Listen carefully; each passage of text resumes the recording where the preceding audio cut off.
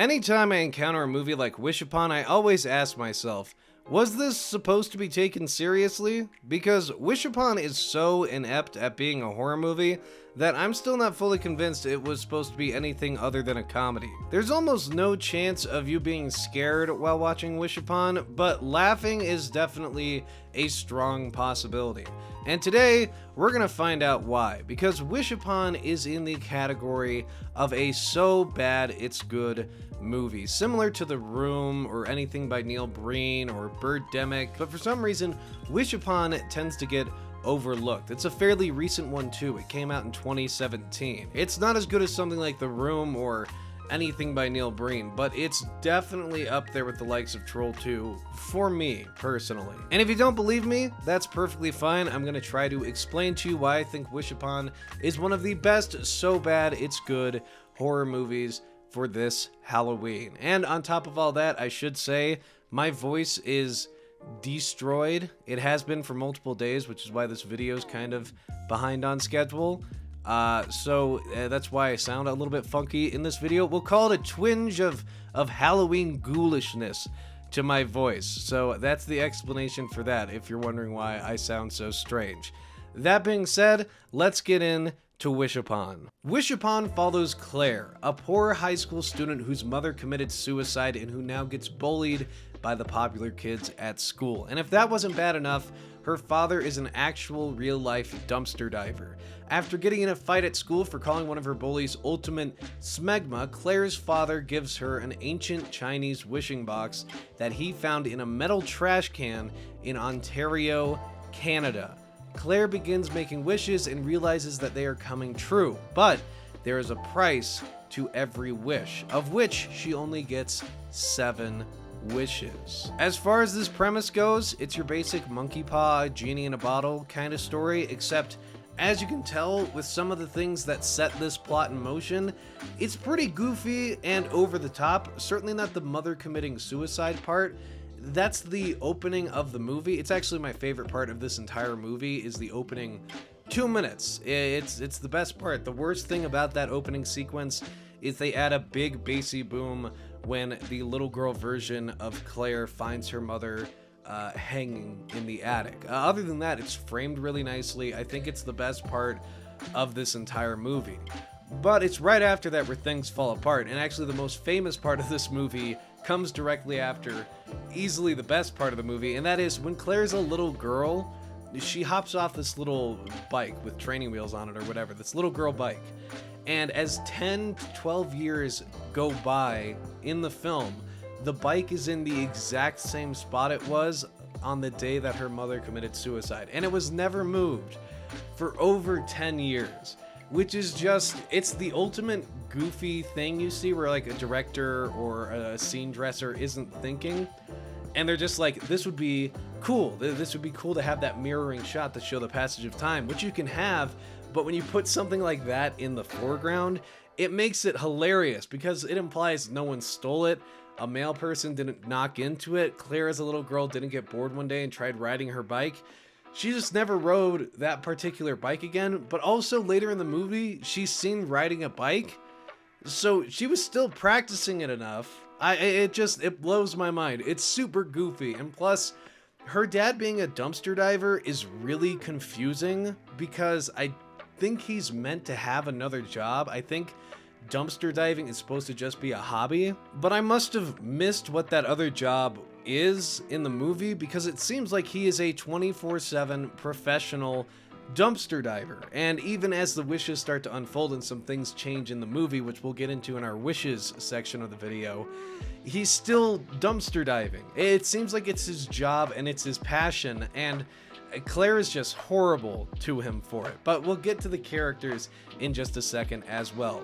As an overall story, you can kind of point out how this is going. They're going to decipher what exactly this box means, what it's actually doing, as Claire continues to make wishes. It's really simple, it's nothing spectacular, but it's just enough. Once you add some interesting characters to this mix, you could probably have an interesting to pretty good movie out of it. But with that being said, we need to talk about our cast of characters. The characters in Wish Upon are genuinely fascinating, and it's not because of the performances by the actual actors. In fact, I'd go so far as to say that nothing that really happened in Wish Upon was the actors' faults. This is kind of just a blemish on all of their resumes. Joey King, for instance, the lead, has gone on to do some really interesting stuff since Wish Upon, and same with some of the other members of the cast. I can't remember their names off the top of my head, but they're pretty solid from stuff I've seen. Wish Upon is more of an outlier, and that means it has to come from the direction and the material that they're given. And some of this material, my God, some of the things that they have high school students say, 2017 high school students. This isn't set in the past or the future, although I'm guessing that this is a good representation of how people will talk in like 700 years when like the English language is decaying and there's only like 30 people left speaking it. The smegma scene, for instance, not only is that not how human beings talk or how smegma would be used in high school, it also leads to a fight. So it's like they misunderstood the weight of that word. If I got called smegma at school, I assure you it would not start a fight of any kind. It's same if I called some hot-tempered guy smegma. It just wouldn't happen, because that's not how brains work. That's not how human beings' brains work. Or Claire gets into a fight with her friends later on in the movie, and one of her friends calls her a selfish bowl of bitch sauce. That's a real line in this movie. And I can't believe it, but this leads to her friends leaving her, leaving her alone, and not helping her with the wishing box or believing her. It's just the context of it mixed with how stupid and out of touch these lines are makes for something truly hilarious. Now, I won't go into every single line that's out of touch, but there is one more that definitely caught my eye, and I'm sure some of you have seen it around. Claire is being driven to see skateboarder guy. That's just what I'm going to call him. He's like her love interest, but also not her love interest. We'll get to all that. He skateboards, that's his character, and he likes Claire. They are talking on their way to get the box deciphered by skateboard guy's cousin or aunt or whatever, it doesn't matter. And he's like talking to her. He's like, did you fart in elementary school and blame it on me? And Claire's like, no, but maybe in the multiverse. And then this is what skateboard guy says. Wait, you dig on multiverses? Wait, you dig on multiverses? Might be the greatest line in cinema history, just behind you're like ultimate smegma. It's so out of touch. It's so bizarre and weird. I adore it. It makes the movie better with every step, because if they were just talking like high school students, this would just be a really boring movie about a girl who's making wishes and killing people that she knows by accident. That's not even interesting with the way the rest of this is presented. But having them talk like Tim and Eric characters or over-the-top SNL characters, it's fantastic. Now, as for the actual writing of the characters themselves, which is honestly probably what I should have started with for this section, but when you get a line like ultimate smegma or you dig on multiverses, you gotta restructure a bit. All the characters are fairly simplistic. I think my favorite in the whole movie is the dad, because his motivations are kind of clear. He's lovable to a point. You kind of side with him throughout the movie instead of Claire when they get into fights, because Claire as our main character should be likable and relatable, because we're seeing her the most. We should be able to fit into her shoes, or at least we should have some character that we can fit into the shoes of. Claire is not that character. She's horribly unlikable. She's getting mad at her dad and yelling at him while he does things that are harmless, like dumpster dive in order to provide for his family, or getting her a present. She's just horrible to him. And on top of that, Claire uses one of her wishes on one of the bullies to make them rot. We'll get into all that in just a minute, but she uses this wish, and some of the bullies come over to her at school the next day and they're like, hey, this is a really serious condition that our friend has. I know she bullied you, but do you want to donate to her Kickstarter? And Claire's friends are like, fuck you, no, we're not going to donate to her Kickstarter. And Claire doesn't say a word. She just like, I thought she was going to take the high road and be like, here's $5. I know it's not much, I'm kind of poor, but I want to see her get better. But no, she doesn't take the high road. she's just awful, and she's like happy that she's dying, and then they're joking about it in the lunchroom later, and they're still happy that she's dying. It's just great. What a likable character. Honestly, the way Claire's character is set up makes the ending of the movie a bit more satisfying than I think it usually would be. It just completely shakes up the way this movie is supposed to be presented, because we're supposed to be relating to Claire as she goes through this journey, as she's like breaking down and getting addicted to this wishing box. And then by the end of the movie, you know, she's trying to get it all resolved. But by the end of the movie, you're kind of fully rooting against Claire and just like, fix what you fucked up, Claire, you stupid idiot.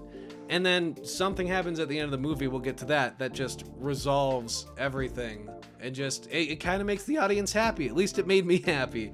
It's like, now the damage is really done by the end of the movie. She's unlikable.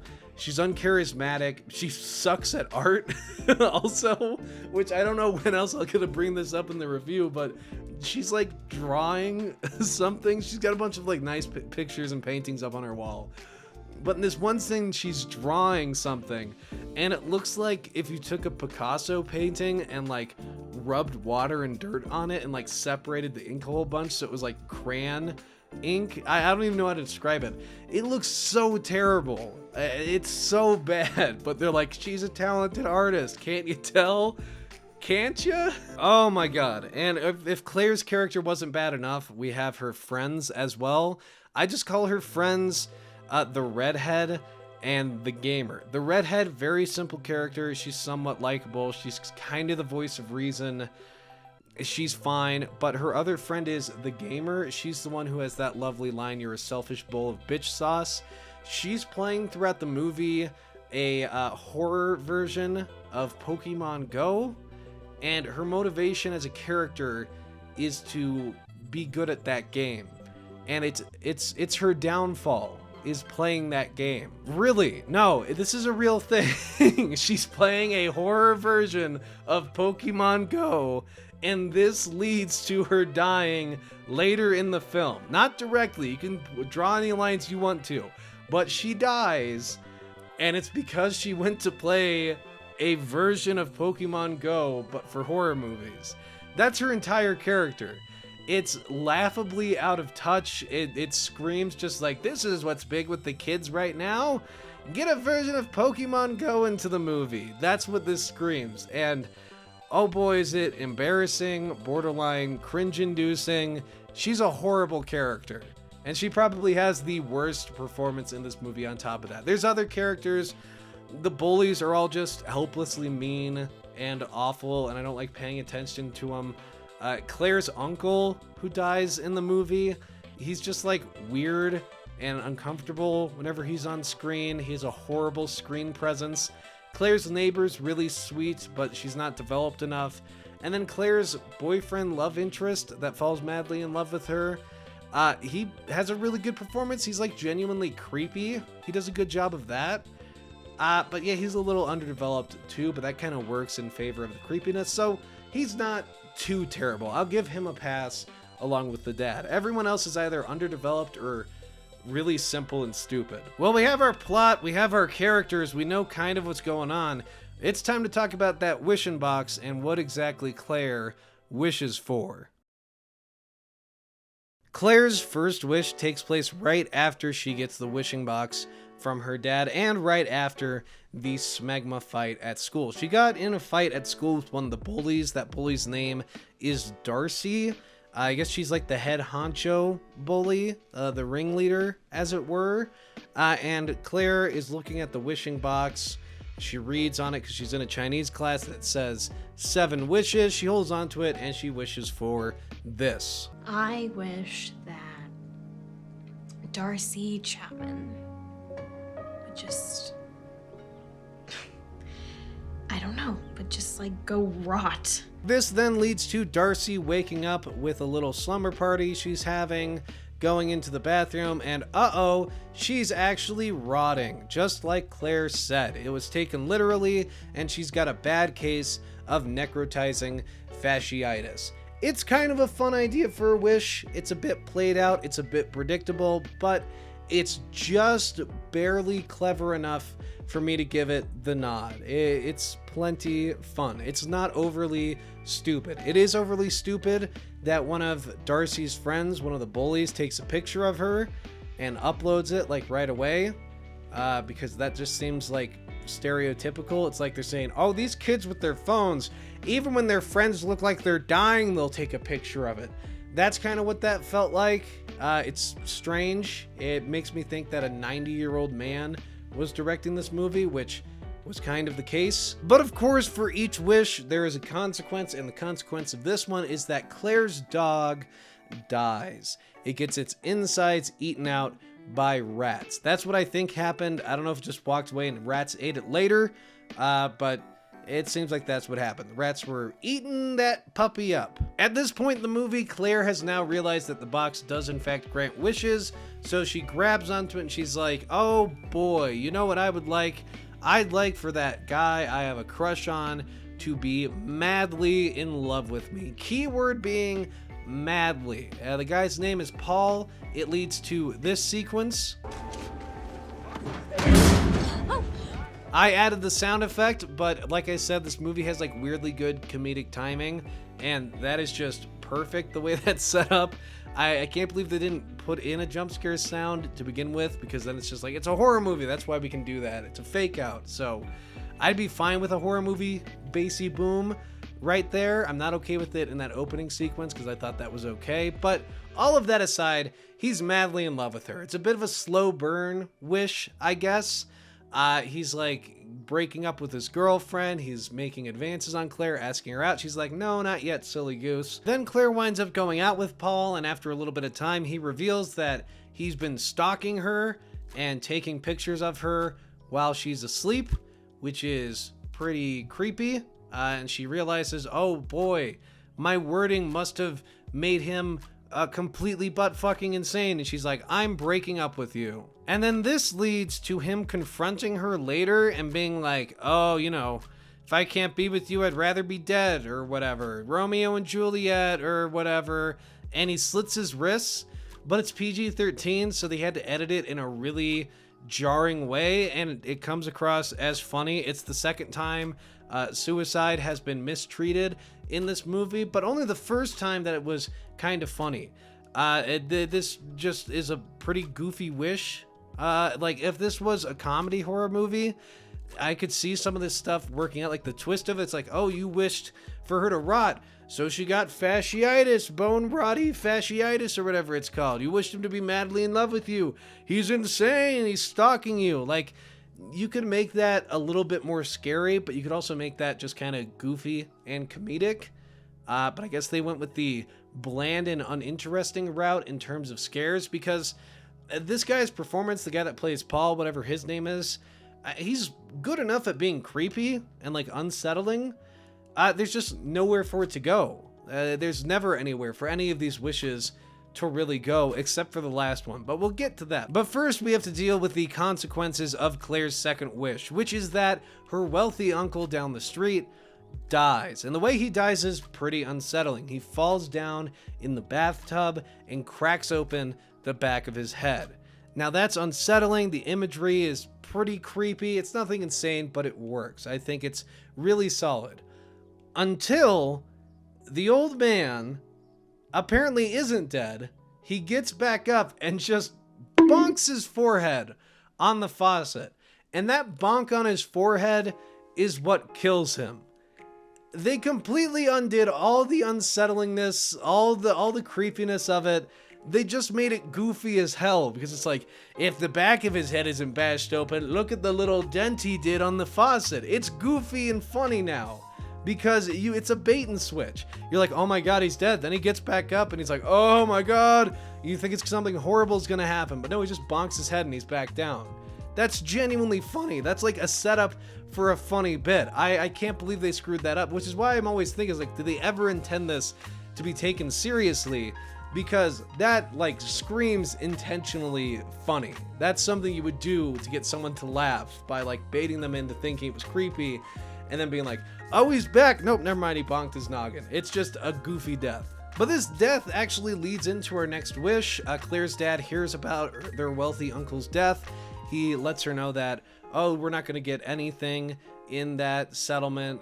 He, didn't leave anything to us in his will. She's like, darn it. So she runs upstairs and she's like, hey, I wish he would leave me everything. And of course, that wish comes true. And she's like, oh my God, we have all this money now. She goes on a shopping spree, like a weird little montage with her annoying friend and her really timid, boring friend. It's fine, I guess. You need to pad the runtime a little bit, show her getting what she wants. All right, now after Claire inherits all of her wealthy uncle's stuff, this leads to the death of her neighbor, whose name I'm just now learning is Mrs. DeLuca. She's a nice character. She's sweet enough. She waves at Claire on her way to school. She talks to her for a couple minutes. Not the most fleshed out character, but apparently she means a good bit to Claire. Now, the way she dies, I still can't figure out. I don't know what killed her. I think what they're intending to show here is that the garbage disposal caught Mrs. DeLuca's hair and twisted it so bad that her neck broke. I'm not kidding. I think that's what they're going for. Because there's a little bit of blood. I don't know if they're saying like it slit her throat on the countertop. I cannot pin down what killed this woman. I think they're trying to say it broke her neck, which is just so horribly unrealistic. And to make matters worse, the lead up to this death is way too long. They drag it out for way too long. She's like reaching in the garbage disposal, moving around a carrot for whatever reason. It doesn't make any sense. She's not actually reaching for anything or getting anything. So you're like, what the hell is she doing? And it's all just build up to a death that makes no sense, but it's hilarious because she gets her hair caught in the garbage disposal and she's like, oh no, not my hair. And then she's dead, and that's that. But regardless of that goofy death, the movie keeps moving forward, and Claire wants this box deciphered. She's able to read a little bit of the Chinese, but her teacher can't even read it because it's ancient Chinese. She does a Google search of all the Chinese characters, and they don't show up. But later, when she gets the box checked out, everything that's written on the box shows up on Google, so that doesn't make much sense, but we'll just move on from it. Claire goes to Skateboard Guy and is like, hey, take me to your cousin that you talked about who's really into ancient Chinese. This leads to them talking about whether or not they dig on multiverses on the car ride over. Super funny scene. And then they head up to meet with this cousin. She's deciphering it. She's like, oh, you get 7 wishes. I can't quite figure out this phrase, but I'll text you when I do figure it out. Now, this one phrase that she's not able to tell Claire right away is, when the music ends, the blood price is paid. Oh yeah, I didn't mention this for the entirety of the video. The wishing box is also a music box, and it plays music. It's only to be creepy. They could have just had it be a wishing box that like shook around a little bit, but they were like, it's really creepy. Music boxes that play old-timey music. So it's just that cliche. It's honestly pretty forgettable. It just plays that music, and once the music stops, whatever the victim is of that wish will die. That's kind of that. It's not really creepy or scary because it's so played out. But like I said, Claire does not get this information right away. She leaves the cousin's apartment. They head down, but she spots something out of the corner of her eye. My God, her father is out dumpster diving. After inheriting all this money and becoming rich and having this little rich person montage, her dad is still dumpster diving, which I guess makes it a hobby now, and Claire's like super pissed about it. Why do you have a hobby, you big dumb idiot, you stupid moron? She's just being bad to her father in general. It doesn't seem like that bad of a hobby. She's angry, she goes home, and she grabs on to the music box and wishes for this. I wish that my dad would just stop being so embarrassing. Now this wish leads to her dad becoming a sexy saxophone player and Claire giving him like the fuck me eyes. It's really uncomfortable. Like, it's really sexualized. And her friend calls him like a sexy bowl of hot sauce or something. I forget. The way they talk is so ridiculous. Your dad is like serious hot sauce. That's what she says. It's the ginger friend, not the gamer friend. It's so weird, and it's interspliced between the consequence for this wish, because of course the cousin character of Skateboard Guy is the exposition dumper, so she's gonna wind up dying, and she dies by falling and impaling herself on a horn of like a rhino or something that's in her house. I don't know what it is, but it's there, and she impales her face on it, and that's how she dies. It's better than the garbage disposal death. That's all I'll say on the matter. Now Claire's dad's cool. She's got the information that she needs, except for this one line that explains the consequences of her wishes. So she kind of just keeps on going. But Skateboard Guy goes to visit his cousin a day or so later and notices that she is dead. But before she died, she was able to text him the fully deciphered wishing box. So he knows about the blood debt, the blood price, whatever inscription on the box, and he goes and confronts Claire, and he's like, hey, my cousin is dead. Have you been making wishes on that wishing box? And Claire's like, I don't know. I don't even know. Wishing box? What? No, I'm not doing that. And she denies it. She's like, no, I'm not doing no wishes. And then she immediately goes and wishes that she was the most popular girl in school, that she was so popular.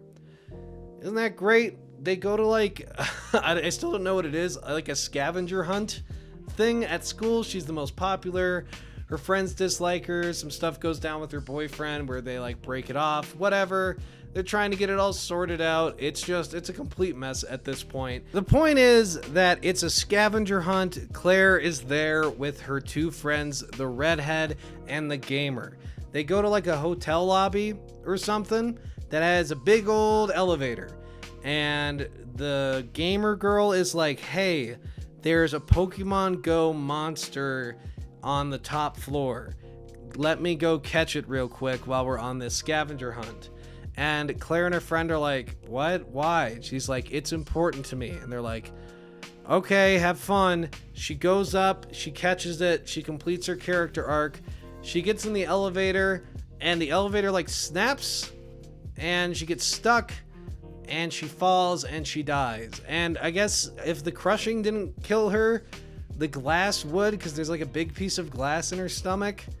It's kind of a goofy death. It's the epitome of PG-13 horror, where they're like, we need to have some gore, and it's like they need to get it around the censors, so it's like, we can't have her crushed or any broken bones or anything, but how about a big cartoonish piece of glass while the rest of her is perfectly put together? And they're like, that's good enough for PG-13 horror. Now Claire is obviously really upset by this. Her friend's dead, her uncle's dead. She's caused all this stuff because of the wishing box. But Skateboard Guy reveals that once the 7th wish is granted, Claire is going to die. And this is why Claire becomes even more unlikable. I'm sure the death of her friend helped motivate her, but once she hears that it can kill her, that's when they really start trying to destroy the box and get rid of it. It's kind of selfish and shows Claire's true colors. She's like, oh no, I can die from this. Well shit, better destroy it. After this whole sequence where they're trying to destroy the box, Claire realizes that her red-headed friend has stolen the box from her, and this has taken away all of her wishes. She's not popular anymore. She's not rich anymore. She's upset. They get into a fight. Claire like throws her down the stairs. She's a bad person. She runs away with the box. She's like, I'm addicted to it. It's like a drug to me or whatever. She gets the box. She's like, 6th wish. Here we go. I wish my mom never committed suicide.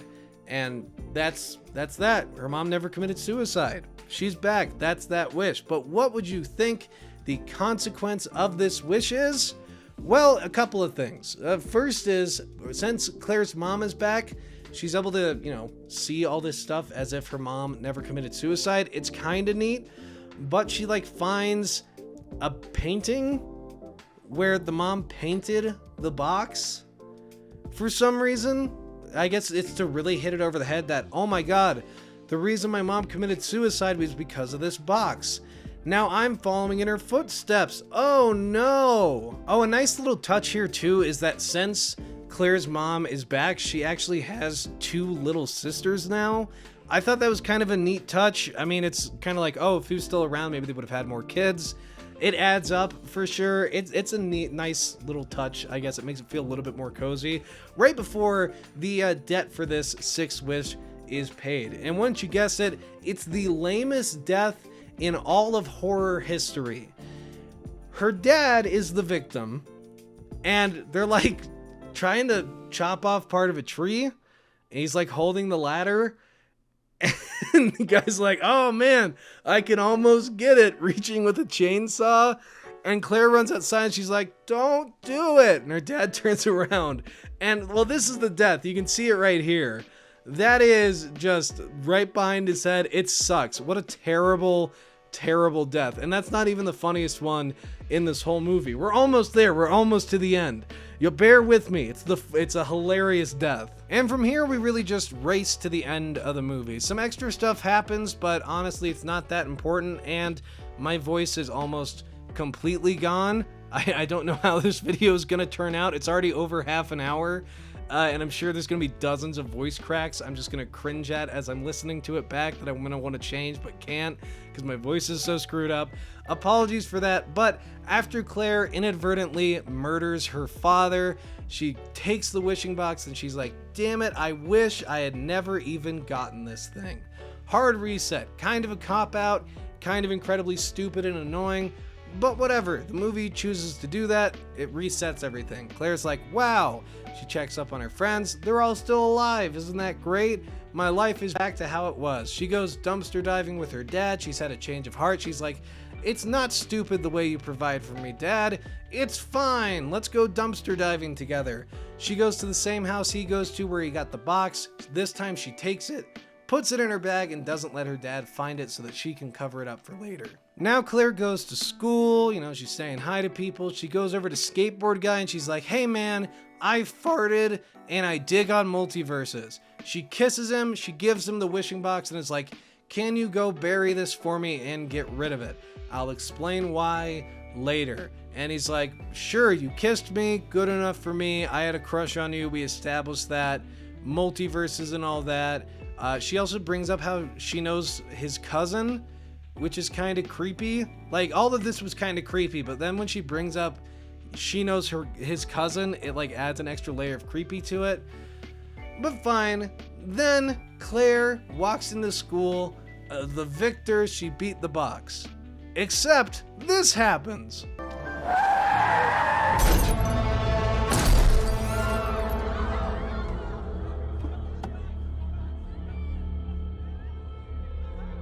Again, perfect comedic timing, over the top in every way. This last tidbit with Claire getting hit by the car is just a perfect way to end the movie, a perfect way to sum it up. It doesn't make much sense. It lulls you into thinking it's going to be something and then just hits you over the head with the complete opposite of what the movie basically should be as a horror movie. It's just a pure-blooded, full-on comedy. It's amazing. She gets knocked like 100 feet up in the air and lands on someone else's car. Oh my god, what an end. What an end. 7 wishes is 7 wishes, you idiot. Should have used it on something a little bit better. Like, I wish everyone else came back to life and all this good stuff stayed with my family, so I wasn't dooming my father to lose his wife and then his daughter. So, don't think about that at the end of the movie. Yeah, Claire's just not a great character, but she dies in a really satisfying way for the audience that at this point in the movie probably hates her. And them's the wishes, and that is really Wish Upon. That's about it. That's the whole thing. We broke it down. We went over the characters, the plot, the wishes itself, and pretty much covered the entire movie there. And as far as So Bad They're Good movies go, this one is really, really solid. It has a ton of stuff to laugh at. It's pretty short. It's paced out pretty well. And when its pacing is screwed up, in one instance, it's horribly frustrating, and in another, it's hilarious. So it's balanced enough. I think it's a really great midnight movie. So bad it's good movie just to laugh at, ironically. It's fantastic. I'm also kind of glad we've reached the end of this video, because as much as I love Wish Upon and talking about it, I don't think my voice can take it any longer. So thank you all very much for watching. I know this is a bit of a bigger, longer video, so let me know what you think of it down in the comments below. I read every comment on this channel, so don't be shy. Yours won't be overlooked. Have a happy Halloween. Let me know if there's any Halloween movies or shows you want me to check out and talk about on the channel before the spooky month is up, and I'll see you all next time. Goodbye.